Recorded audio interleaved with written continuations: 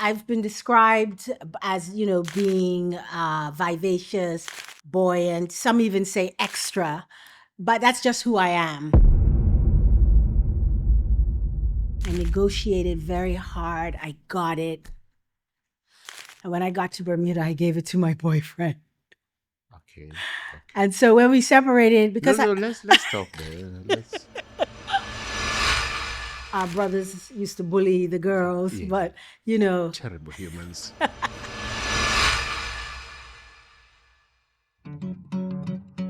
Every so often, someone makes a decision that changes not only the course of their own life, but the lives of countless others. Today's guest is one of those people. Originally from the beautiful island of Bermuda in the Caribbean, Karen A.S. Hendrickson chose to make Ghana her home more than 2 decades ago. A decision that has shaped businesses, inspired leaders, and touched countless lives across Africa. Over a career spanning more than 40 years, Karen has led organizations including Rabito Clinic, Malaik Air, and Visual Orator, and is one of the founding members of the Children's Heart Foundation Ghana, helping children receive life-saving cardiac care. But beyond the titles and accomplishments is a leader driven by an unwavering belief in people, possibility, and Africa's future. Today, we'll discover the remarkable journey that brought her from Bermuda to Ghana, the leadership lessons she learned along the way, and why she believes Africa's greatest opportunities are still ahead. Please join us in welcoming the amazing Karen A.S. Hendrickson. I am so proud of the woman you have become and continue to become. Thank you. Yeah, so not everybody knows us or the relationship we have. So let's start back. Mm-hmm. When you think about home, what is the first image that comes to mind? I would say the feeling that comes to mind, because I come from a large family, 4 boys, 4 girls. What? You're 8 of you? Yes. And we lived both in Jamaica and Bermuda. So imagine traveling between those 2 places. So the feeling that was like a excited chaos all the time, because we were all about 2 years apart. And so chaos, excitement, especially around Christmas and Easter, and then a feeling of safety. You never felt unsafe. It was like home was that warm space, even though our brothers used to bully the girls, but Terrible humans. But which part of you do you think you carry more with you? The Jamaican, the loud, flamboyant, or Bermuda, we're like, hi, we survive on banking and tourism, and we have only 50 people who can fit in an entire state. Because remember, we used to joke like, you can have, the whole Bermuda can have an entire meeting in one stadium. Exactly, of course. Which part do you? I think for me, it's still the Jamaican side. The Jamaican side. I've been described as, being vivacious, buoyant. Some even say extra, but that's just who I am, And even being in Bermuda with my cousins and friends, I was always the one that was, She's a loud Jamaican. Yes. Okay. While they clutch their pearls. Wow. Yeah. And I've been fascinated because whenever you think of Jamaica, and the reason I tell people that I will never go to Jamaica because it just feels like I'm going to Ghana and I'm paying a lot of money just to go to another Ghana. Is that true? It is very true, but of course there's nuances. What are the nuances? Jamaica literally feels like it just broke off from Ghana and floated into the Caribbean. And I'm sure some genealogist somewhere will confirm that at some stage. But the people have built on what their ancestors brought and have taken it to another level. Like no country or countryman can, like they say in Jamaica, trace or tell somebody off like a Jamaican. They take it to an art. I thought for a long time like Jamaica was a country of like 500 million people. Like you are there, like every space you go into, you be like, you will know Exactly. and will take over this place. And it's just natural. You don't, it's not something that you're taught, but you're living around people who always feel extremely confident. And then, of course, the patois vernacular that they speak, they just own a place when they go in. But yes, the similarities are incredible, from the food, the people, though I must say people in Ghana are 1,000 times more docile and calmer, Is it and docile? Because you Jamaicans, anything that's not loud is like, yeah, man. You sorry, let me not. no, well, it's true. But when you compare, for instance, how a Ghanaian family would handle something, like let's say if they're on the beach and they're having a little dispute, compared to like if a Jamaican family is having the same argument. For you guys, you like invite the whole city, like, and you don't even talk to the main subject. You're like, look at it's. Yes, a lot of parables, a lot of comparisons, and it gives the language like a 4D or 5D effect, because No, you paint the it's whole picture, right? exactly. You don't, Yes. You don't work with 2D. Like your world is, or not even 3D. No, is very, very deep. And so for me, whenever I go back to Jamaica, and I was there about a month ago for 2 days, and I just felt so immersed to hear all the patois around me, and the people just going about their normal lives, but in a very sort of hyper I'm alive. 5D. Yes. I'm alive. It's such a beautiful feeling, I tell you. But now, so why does Africa fascinate you, and what does it end up meaning to you? So the moment you set foot on the continent, what happens to you the first time you step into Africa? Wow, that was so long ago. I was 27. Okay. And I'd finished university. I was making great money for my age. And I just felt something was missing. And, in school, I loved history, absolutely loved it. We probably had maybe, and I'm not kidding, half an hour on African history. Wow. Probably. And a class was about 45 minutes. So that should kind of tell you. But we did a lot of European history, American history, which I really enjoyed. But then by the time I got to be 27, I was yearning for something else. I had gotten my own apartment and I wanted to decorate it, but I wanted art, but I didn't want those Victorian type pictures with women with the bustles. And that's the type of art that I had been introduced to both in school and in high school and university. And so I started reading books. I don't know if you remember things like the Travelers.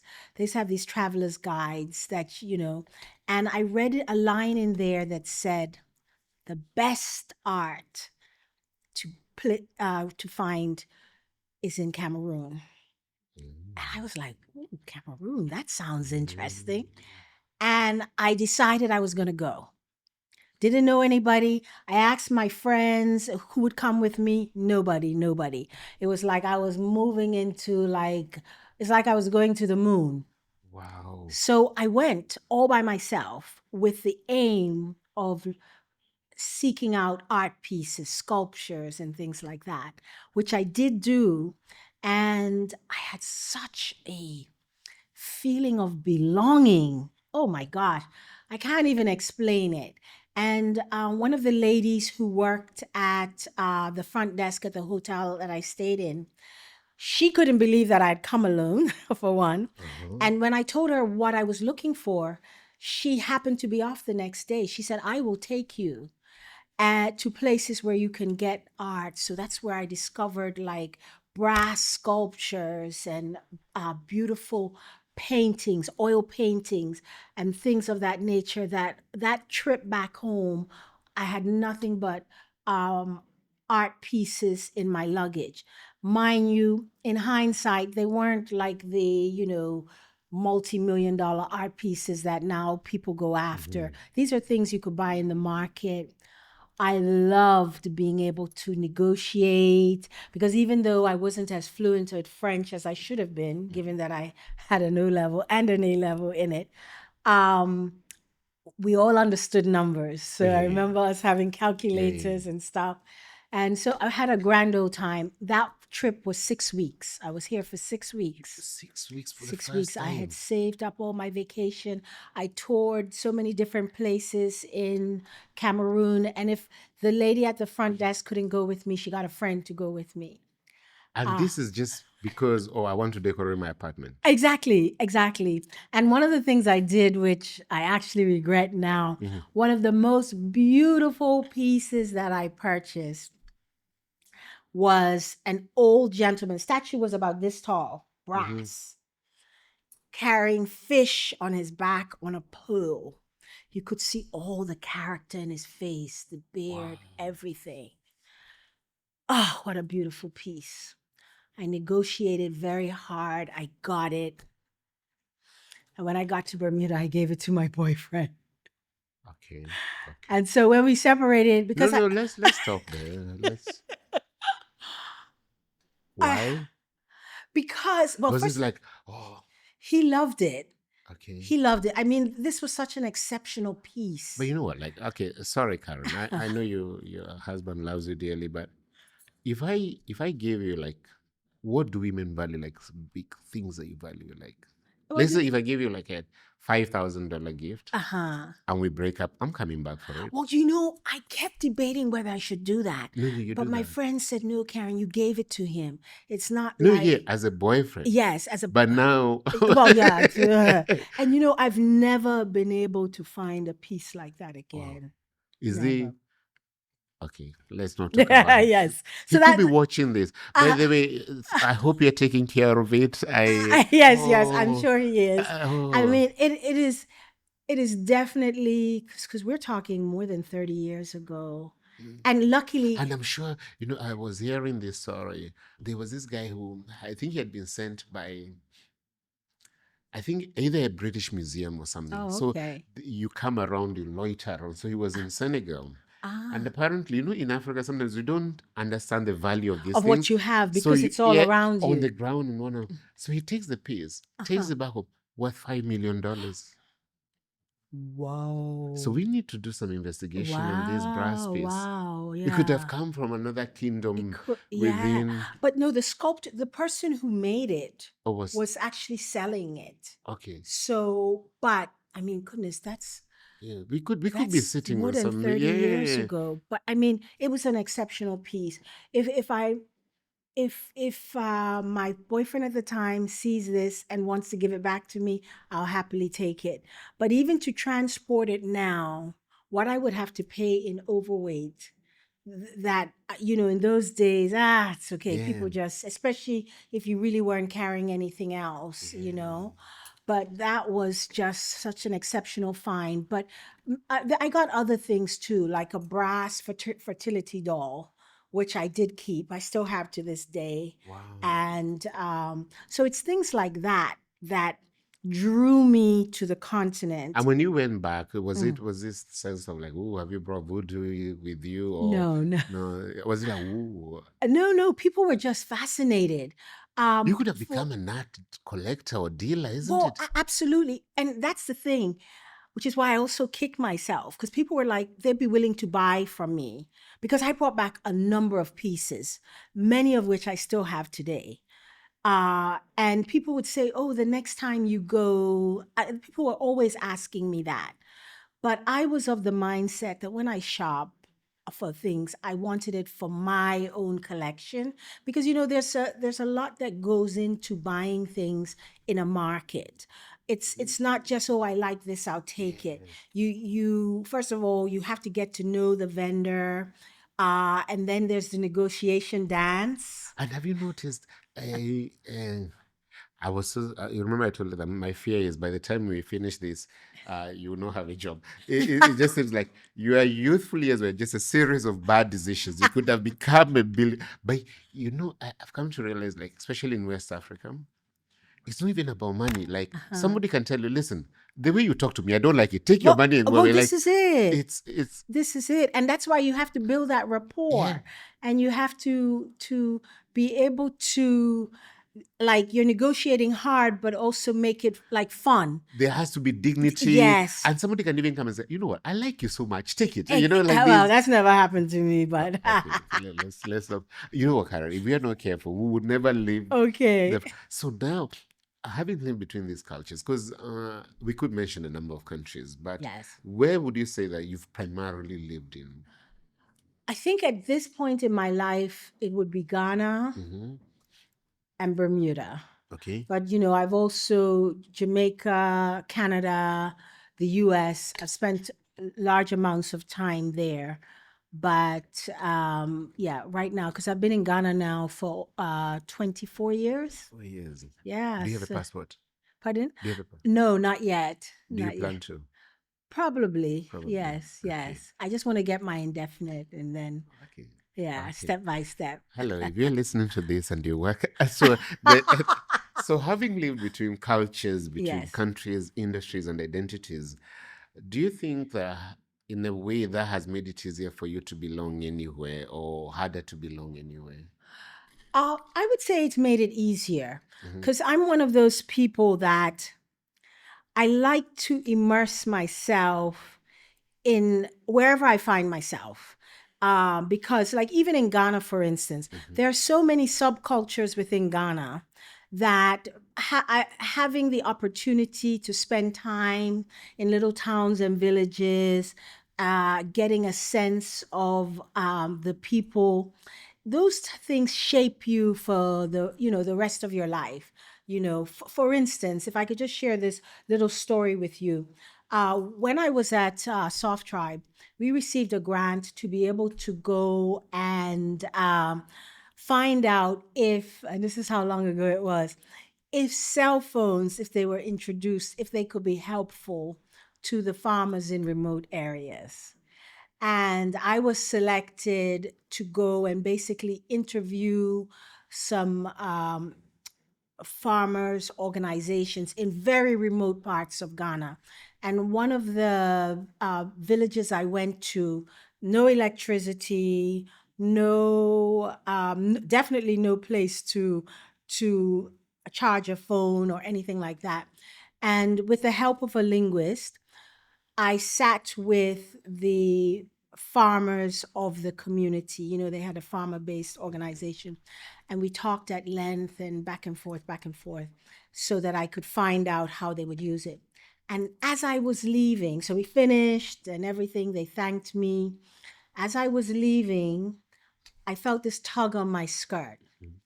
And a little girl, maybe 6 or so, she says, "My mother wants to know, what are you saying that the men are listening to you?" Can you imagine? And so I looked around, and there were all these women sitting, watching, because it was a very conservative Muslim town, a village that I was in. And they were just sitting there like they're listening to a woman. So then I went over and I got the linguist to come, and then I explained to them what we were talking about, asked them their opinions, etc., etc. And they just sat there in awe. And then the little girl came back to me as I was wrapping up, and she said, "What can I do to be like you?" I tell you, I was just like so amazed and overwhelmed. And I told her, "You can be even better than me. You just have to study hard, figure out what you want to do, and stick to your plan." But what that interaction taught me, and I put into practice after that, any community that I go into to speak or to find out information, even if it's a community where men and women don't typically come together, I always speak to each group, not just the men. It was USAID that wanted me to speak to the men to find out, how it could help with the marketing of their maize crop when it comes to it's ready to go to market. And so it taught me the value of being inclusive, no matter what, and the impact we have on children who you don't realize what they're seeing, what their perception is of what they're observing. You mentioned Soft Tribe. Yes. Unfortunately, your friend, the founder, our friend, Yes, yeah. Herman Chinery-Hesse, which in a way is one of the reasons we met, Exactly. passed away. Yes. And we love him dearly. Can you tell me, from you interacting in those communities, what are some of the things you've come to learn about the power of friendship, of community, of how you operate in this space, and how people are important? Because sometimes we are so busy chasing resumes or but then we are willing to, people become collateral damage in that journey. Yes, yes. For you, why is it so? Because every time I meet you, you are in a community, whether it's Children's Heart Foundation, whether it's you, which all the initiatives we talk about. But what is the role of community and individuals for you? Let me say, I'm glad you mentioned Herman, because that's one of the main things I learned from Herman, the power of staying connected and the power of being humble enough to experience any community. And I remember having a conversation with Herman saying, how do you do it? Because at that time, Instagram was not a thing, TikTok, all of that. Facebook had just kind of started to take off.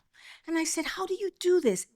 You seem to know someone in every community, in every country. And it could be the president, but also the janitor. Exactly. Like it wasn't just VIPs or VVIPs. And it's not a transactional relationship. It's like, just exactly. a loudness of life. Exactly. Yeah. And he pulls them in. And so when it was, when it had to be reciprocated on the other side, it like you saw the fruition of what his sense of community really, how it bore fruit. And I remember saying, wow, that's so much work. And he said, yeah, but you have to be intentional. And I learned from that. I was like, okay, I need to be more intentional.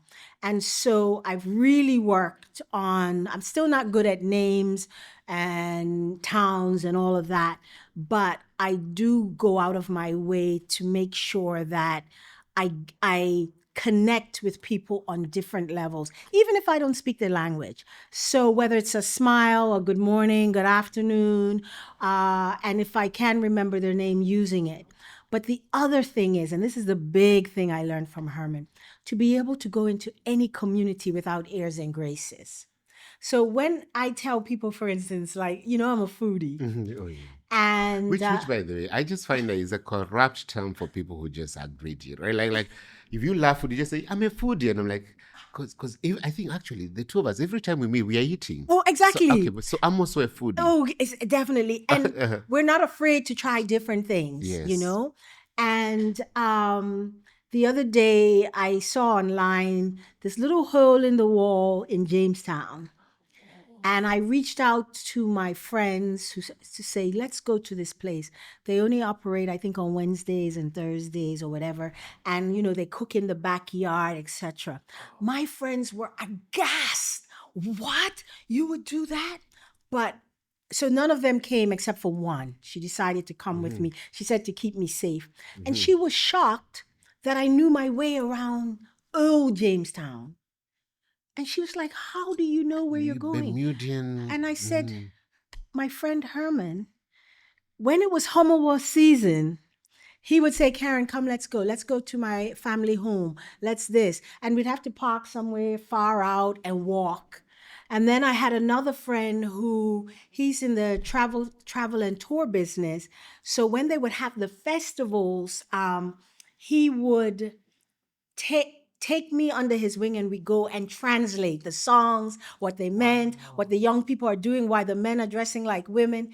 And then I would eat the local food. I would really, and people would be like, wow, this jabroni, this a brony, what, but those are some of the best memories of my time in Ghana. And if I was the type of person, oh, it's too hot, or it's please, I wouldn't get that experience. So for me, being able to immerse myself in the communities in several different ways has helped me really have a very vibrant, picturesque set of experiences in my time in any community I've been to. Any community. Karen, there are those people who belong to multiple worlds and they contain multitudes, and you are one. You tick all the boxes. When I look at your career, it's sometimes very difficult to kind of have a through line, because we could talk about banking, we could talk about healthcare, technology, branding, communications, and now, which we're going to dedicate quite some time here, aviation. Most people work their entire life trying to master one thing. You seem comfortable becoming a beginner again and again. And I have this joke I tell Fiona that every time I meet Karen, she has a startup, right? I remember when we used to, you were the only one bringing those juices. Yes. I Don't remember, forget the ice cream. yeah, the ice cream, and then you're like, the machines, the electrical problems in Ghana, or electricity, Doomso, before Doomso was Doomso. And then I remember you telling me this amazing story, which for me, I keep retelling it. Now I have owned the story. You've disappeared. It was about flying together. I don't know if you remember that story, where you had this CEO of a company and they went to Congo. Yeah, do you remember? Can you tell me that story again? Oh my gosh. Because I have taken ownership of it. Oh no, well, I'm sure you tell it better than me. So I had these two friends, right? No, but this idea, it was about connection, where this CEO was looking for sourcing for fruits, for juices, because we were having this special brand. And they get to the company, they have to go to a very specific space or jungle, because and then I think they had flown both the CEO and the deputy and CEO. the vice. In fact, it was the top four. Of the company. In fact, the company was Grace Foods, which is internationally known, and they were sourcing products for their factory. And after leaving Ghana, they went to the DRC, and the way it was at the time, I don't know if it's still like that, to pass from town to town, they needed to get permission from the warlords in the region to be able to pass safely. And they had specific times. So along the way, they delayed. And as a result, when they got to a certain area, even though they had the paperwork for the warlords to allow them to pass, the 6 o'clock deadline had passed, and they looked at them very suspiciously and everything, because there was a lot of internal turmoil within that region of the country. So they were all prim and proper. In fact, the gentleman who told us the story, he's a Harvard graduate, and he has worked, Derek Record is his name. He has worked at Grace Foods for almost 40 years. It's the only job he's ever had. So now he's in the middle of the Congo, and they put the guns on them and say, they're taking them to their leader. They're not going to allow them to pass. And he forgets, or amongst them, they forget their proper, English language and dialogue. And they say, Lord God, we're dead, man. And the Jamaican accent just came out. And the soldiers who had guns on them said, Jamaica? Said, yes. And they said Bob Marley, and they turned on their radio, on their recorder where they had Bob Marley playing. Apparently Bob Marley was like a god to them. And they were like, oh, we're so sorry, and allowed them to pass because they were Jamaican. And Derek said, he in a million years would have never thought that in the jungles of the DRC that Bob Marley would be saving them from God knows what could have And let's happened. speak to that, because sometimes we treat culture as if it's this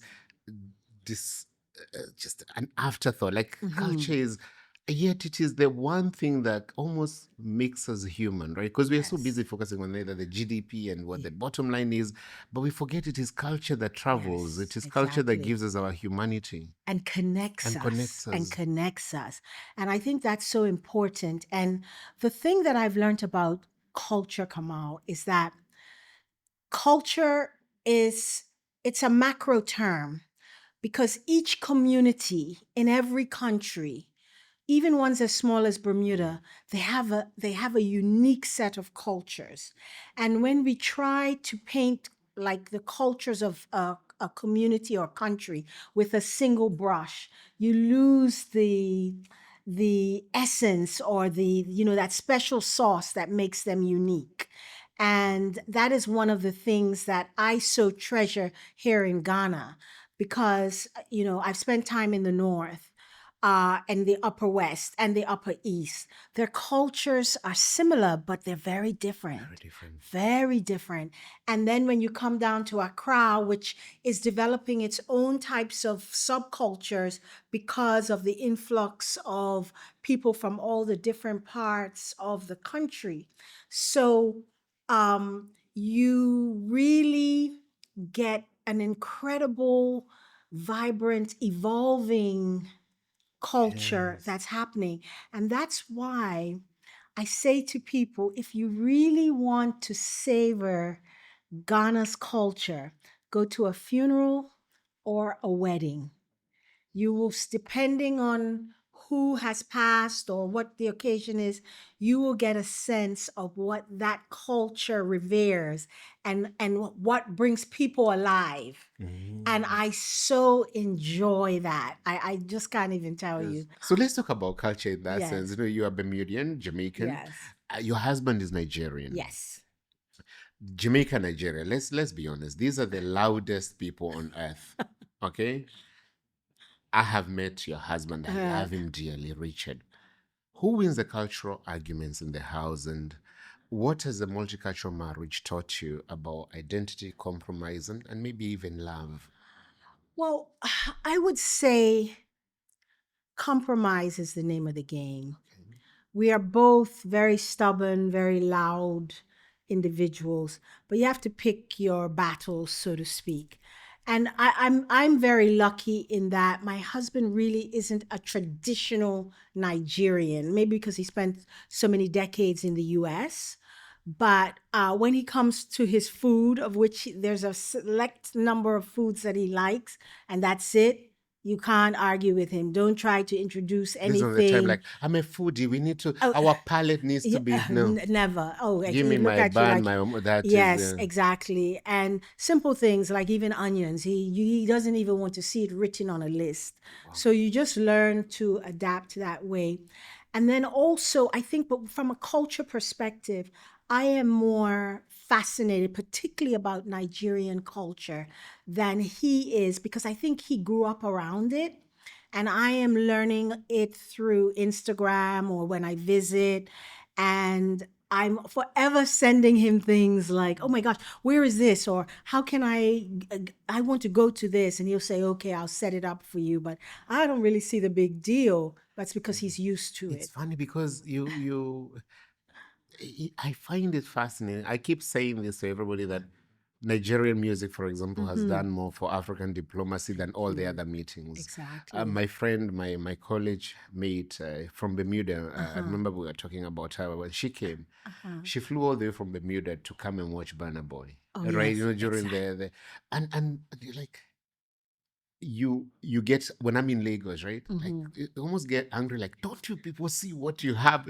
And it's like you're saying about Jamaica, you just experience, like, for you. And that's one thing, not to monopolize this conversation.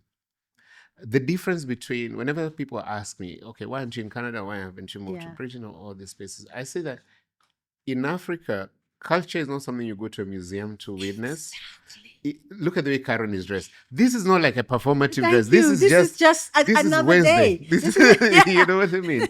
And is there is something to be said about just you go to a concert in Ghana and you are by a 19-year-old boy, and he's singing every song from the 60s, and then you're like, the kid is attending funeral, so you just become one. And if you're not part of this, if you're part of this, you take it for granted, right? Exactly. And my fear, the fear part is we'll stop appreciating it and therefore we'll let it go. In that sense, because no, not on my side. Not on your side. On my side. Because every experience introduces and opens, I learn things. Okay. And I become more aware and understanding behind certain things. Because that's another thing. A lot of our peers and a little younger, they can't explain sometimes why they do things that they do. Okay, from a cultural perspective, it's just always done. But then when you go to an event, like I had a friend, his mother died at 101, and it was in Kumasi, and in Kumasi they know how to do funerals. And there were things that I had never seen before, and I was like, what's the story behind that? The elders could tell me. The elders could tell you. Yes, and you say, oh, okay, that's why they do it. It's a ritual that has a meaning. Yeah. But all that being said, that's not the recipe that has kept us going. We work well together, particularly from a business perspective. We both run very hot and very cold when necessary. So as much as we give, we get, you know what I mean? So if we have an argument, it's fire on the mountain, but then the next day it's back to, okay, whatever. Who compromises first? If I'm really honest, it's my husband. Oh, wow. Yes. But sometimes I do as well. Because, I'm always right. But yeah, we do compromise. But I do compromise, but I'd say he compromises more. Wow. Yes. See, that's his maturity. I'm still growing. Still, wow. I'm a little flower on the vine. Okay. Oh, trust me, I have seen your house. There are all these orchards which we are supposed to, so coming to this career and this idea that you becoming almost comfortable, there is a certain almost a childlike startup culture in your spirit where every time I meet you, it's like, the last time we met you, I think you were flying to Switzerland. Yes. Yes. Oh, yeah. That was Karen, a what are you disaster. doing? Yeah, I'm meeting these investors. Yeah. And I'm like, Karen, people are consolidating and kind of throwing stuff up. And then the next time, so Karen, I want you on this pod. Yeah, I'm on my way to Rwanda tomorrow. I just won this award. I need to go to. So my question is, what is this thing about you that, you're comfortable with new beginnings and new journeys and setting up? Because you were the CEO of Rabito. And when you took on Rabito was a certain place. And then I remember going to Rabito the next time. It was like, oh, because we used to see Rabito as like, hey, if you want your local skin, your skin is spoiling and you need local things. And then Hot next time I flash, come, I'm like, hey, this is a bit too flashy. And then I'm calling you like, listen, I don't like what you've done here because now it's going to become expensive. But you transformed Rabito. And then I come to you next time, I'm like, so how is Rabito? Because I went to this clinic, I was not happy with the way they were like, oh, I'm no longer there. We've started an airline and an aviation company, Malaik Air. And so tell me first of all about these new beginnings and tell me about this new initiative that you just started. Okay. First of all, you'll understand that new beginnings is in my DNA. I was born in Jamaica. 2 weeks later, I was on a plane to Bermuda. Okay. So I've always had new beginnings in my life. But circling back around to our new venture, the thread that runs through my entire career is connections. And I have always wanted to connect communities, people, and now it's regions. Okay, so it's a natural progression. It makes sense. But if I'm being brutally honest, the idea person behind this is my husband. Okay, and some of it stemmed from the fact that I kept blocking certain airlines that I refused to travel on. They totally disrespect Africans, both with the caliber of planes, the way that the staff treats Africans when they travel, and so forth. And I would say, oh, I'm not flying this airline ever again, this airline. And he was like, soon you're going to run out of airlines. But I said, I have to stand my ground. There are airlines that come to Ghana regularly that I have not flown for like 20 years because I boycotted them. Probably doesn't matter to them because, they're a big airline. But it's those types of discussions that led to him saying, we should try and set up our own airline. And that conversation really kind of took shape, I'd say 6 years ago. We're still on that journey, but I'm happy to say that very soon, very, very soon, we will have an incredible announcement to make. But along the way, we have been lied to, cheated to, empty promises. I could literally write a book. And there have been times when, like, we almost wanted to give up. But then we said, if we don't do this, who will do this? And especially since people are saying airline, we're doing an airline.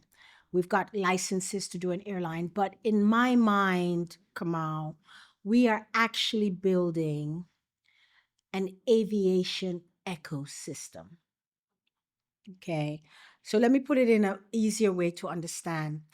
By what we are doing, we are more looking to plan and create a highway that allows the continent of Africa to connect with the Caribbean in a much easier, frictionless way.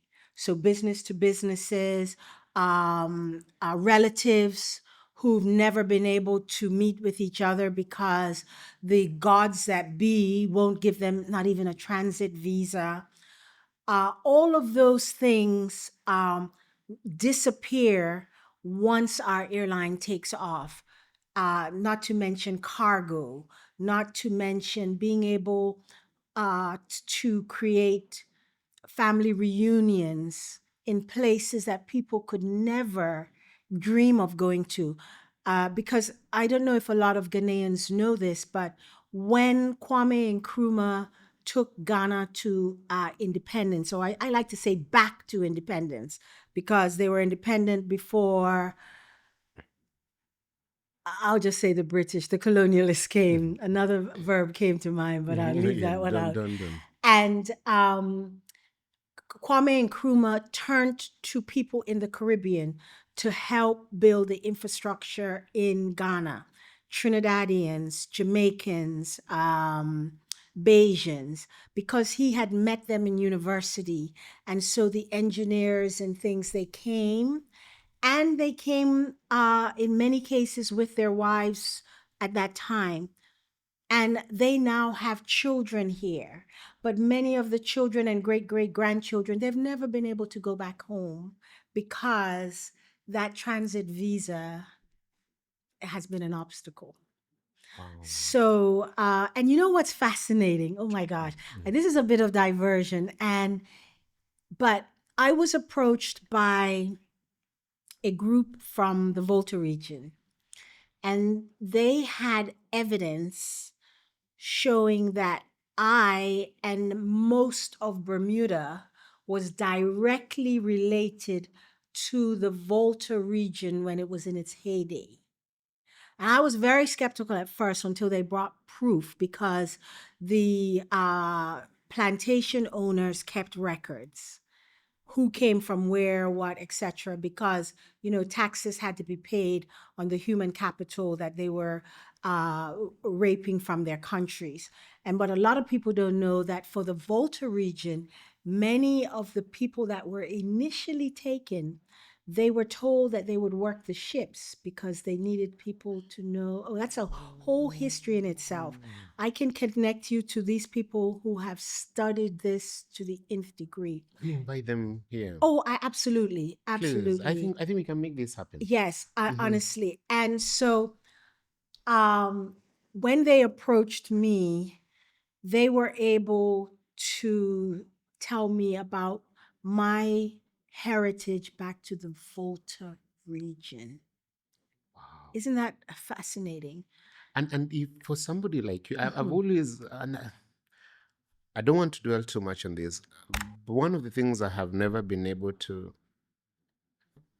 comprehend is what being unmoored or unrooted feels like. So it seems as if when you're watching an Ashanti person saying, yeah, that's my great grandmother, yeah, that's what, and then you almost feel like, I know my story does not start from Jamaica, even though I know my story does not start from Bermuda.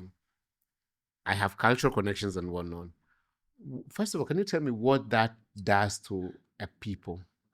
It leaves them rudderless.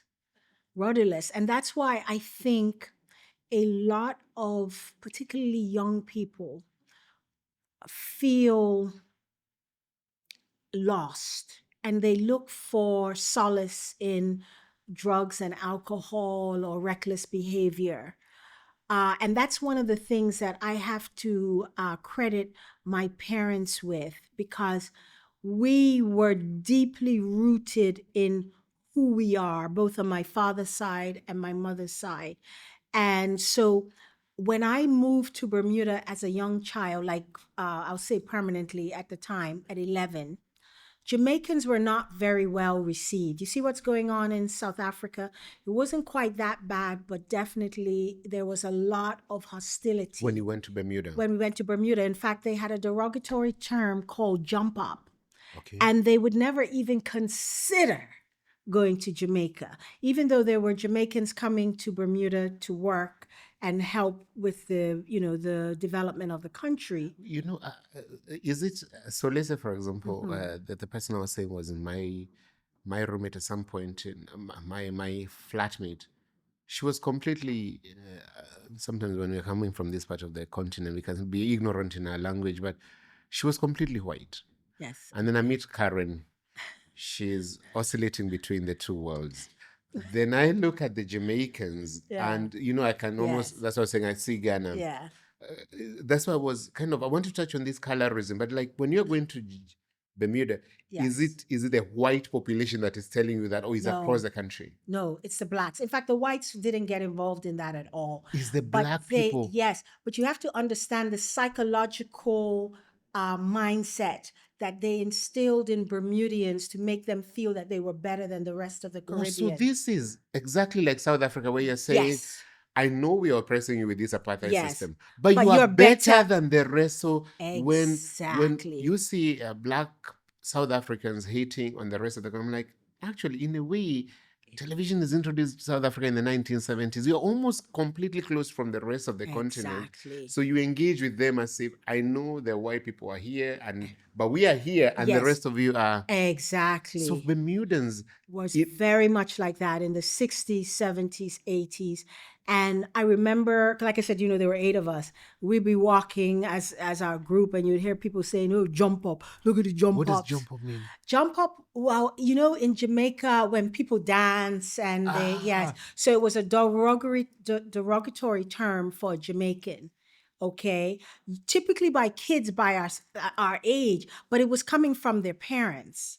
You understand? So and are you the Hendricksons who have properties and hotels? Yes. So you are wealthy. So you are known in these islands. Of course, very much so. But anybody who came with an accent that wasn't Bermudian, then they were considered jump up. Now, what's interesting, the pendulum has swung way to the other side.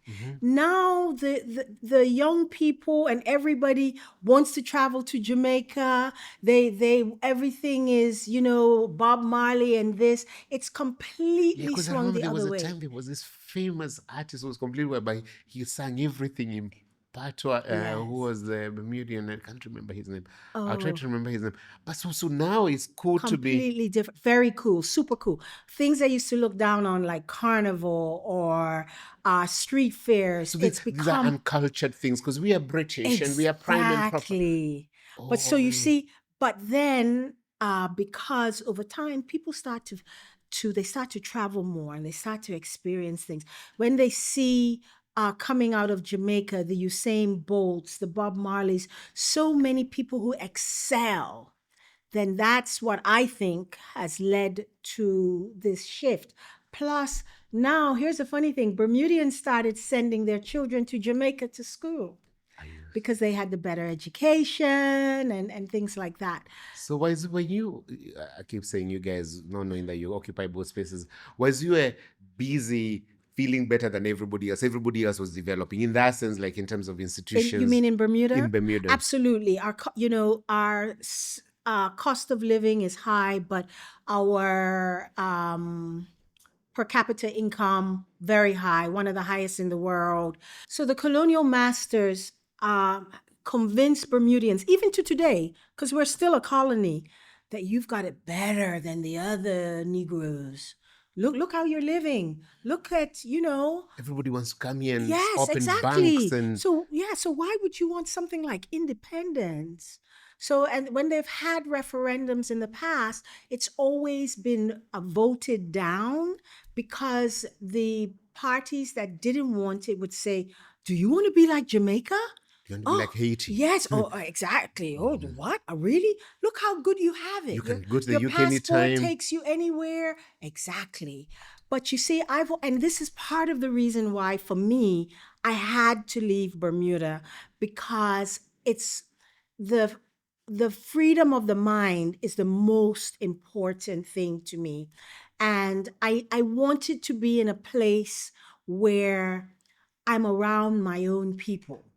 You understand that? You had to find a tribe. Yes, A tribe that yes. could. And I wanted to know that if I walked into a hotel or a restaurant or something, that it's 99% going to be somebody of color who owns it, and not somebody who came over on a plane just a few years ago but got beneficial loans from the bank to be able to set up.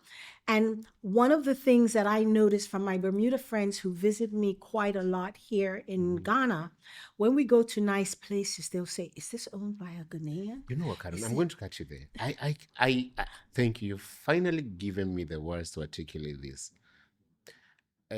Growing up in Kenya, because we also kind of have a Yes, a similar, yes. and there was almost this thing. Our friend Binyavanga Wainaina was telling us one day, like, if you go to Kenya, there's Westlands and Yes. Eastlands. And he said that he has somebody who was quite financially wealthy, but because Westlands and those places were reserved for the white, if you want, even though now black people live there, if you want to meet him, you have to cross to Eastlands. Like mentally, he could not just make that boundary. Yes. So a lot of these businesses in Kenya, when you go and find out who the owners are, you here, or is this, we call them jungus or whatever it is. When I came to Ghana, and I think Ghanaians and West Africans take it like black ownership. Like you take that for granted. And then, Of and for me, course, like yeah. you take black mediocrity for granted, but you yes, also but take it's black black. excellence for granted. So it's like when you meet like a young woman like you, like nobody in Ghana is celebrating you. Like first female CEO is like, my friend, listen, Please. you're just expected to be excellent or mediocre, not because you're a woman. So for you, then coming here, does it when you yes. see that terrible experience was by a black person and that excellence was, so it was not a racial thing. It wasn't a racial What does thing. that do to you? No, it just lets me know people are people. I've always said that. People are people. And so this is the evidence for exactly. And there's a warm, fuzzy feeling of being in a predominantly black country. I can't explain it except to tell you that when I go back home and I walk through like our main capital and city, and I'm seeing less and less people like me, it makes me angry. When you say less and less like you, what do you mean? More of the British Caucasian persuasion than us. And this is not to suggest that you're racist. You're just saying that No, I'm just saying that's all, a it's matter of important that fact. all spaces are open to everybody. But if they keep being gentrified in that Yes, sense, and that's what's happening. You see, Bermuda, because of how it looks and what it has to offer, there's a lot more expats coming in while they're inviting Bermudians to relocate. Oh, yes. Britain welcomes you. Oh, 60,000 of you if you want. and then please, Yes. And I've seen it. I've seen it. There's less and less. When I even look at the newspaper and you look at a typical public school, like, used to be in the past, more people are indigenous Bermudians than there are now. wow. Yes, the whole landscape is changing. And I saw that it was changing more than 25 years ago. I saw it. I saw it in the workplace. And yeah, so. You know, at the risk of sounding reductionist, sometimes some people have accused us who have returned and had some touch with the continent of romanticizing this continent. And therefore, somebody will run from Bermuda and say, I heard Karen's story. I want to go and find my Nigerian prince. Literally, I people want said- to go to the Volta region in Kumasi. I want to be part of that Africanness. Yeah. But then we don't give them the totality of the experience. Yes. Almost like, is this romanticized version? But then they forget that these are real communities with real issues. real So what challenges. would you tell, what would be your message to somebody from the Caribbeans who might reconsider coming and back home and reconnecting? You know, I would say they have to be clear in what they want to achieve and why. Okay. And there is no place on this earth that is perfect. But if you are looking for a place that soothes your soul and gives you a sense of belonging, then I would say West Africa, which is what I know, is the place to be. It's not going to be perfect, but like I said, no place is perfect. But there are so many good things that are on this continent that the West never talks about. They never talk about the abundance of talent, the resilience, the camaraderie, and genuine family connections that you feel just by walking into a place like Makala Market, how people can make you feel so at home. And they never talk about the businesses that are thriving, even with very limited resources. All of those stories, I hope one day to be able to tell and to showcase. But right now, people should be able to come and keep an open mind. There's nothing I hate more, Kamal, than somebody said, well, back in the States, we da da da da, or back in the UK, da da da da. Stay there. Well, go there, go back, stay there. You cannot leave a place and think that you're going to find exactly what you left where you're going to. Then what is the purpose of even leaving? So I say keep an open mind, and then the joy of what I've experienced is what you will encounter as time goes on. Wow, Karen, you know, you have one of the most impressive resumes. In fact, I've never told you this. When we started our journey, it was always like, oh my God, Karen and I went home, you know, she's a... And then over the years, I've come to discover that we are not our titles, we are not the roles that we play. And we've intentionally curated this conversation today to show just the human lived experiences. That's why you're not hearing me referring to, oh, she has produced the book and she has run this. So my question is this: when all the titles, the awards, the achievements are stripped away, what do you hope people will say Karen Hendrickson stood for? She made a positive impact. She was resilient. And she had a very solid moral backbone, because I don't play with that one. And more than anything else, I'm resilient. So that's what I'm a connector. I connect people and things. And so that's what I would want people to remember. And of course, I have a sense of humor. and a little sense of fashion. But really, I think my impact, I don't leave a place without having some type of positive impact. And it's not intentional, but I've realized looking back at the things that I've done, there has been positive impact. And I'm very proud of that. But, I grew up in an environment where that was expected of you. So you just did what you had to do. So that would be it. I mean, Very boring, I know, but no, I love it.